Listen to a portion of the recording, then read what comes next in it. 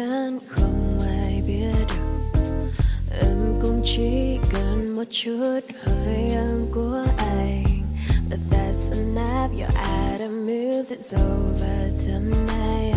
Mình đã có biết bao buồn vui, đã có lúc môi kèm môi với you and I. Nhưng ký ức khiến ta mệt nhoài, đã đến lúc buồn bờ vai. Why you and I? Please don't say you love me.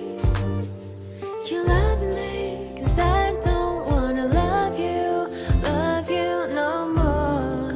Please don't say you love me.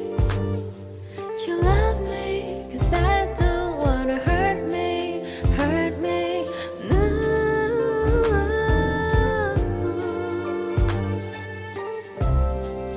Please don't say you love me. Please don't say you love me. Please don't say you love me. Please don't say you love me. Please don't say you love me. Please don't say you love me.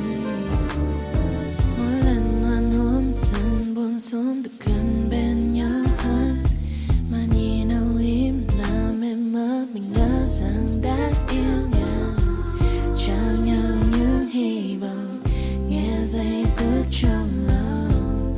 Is it love? Is it real? Oh baby, don't say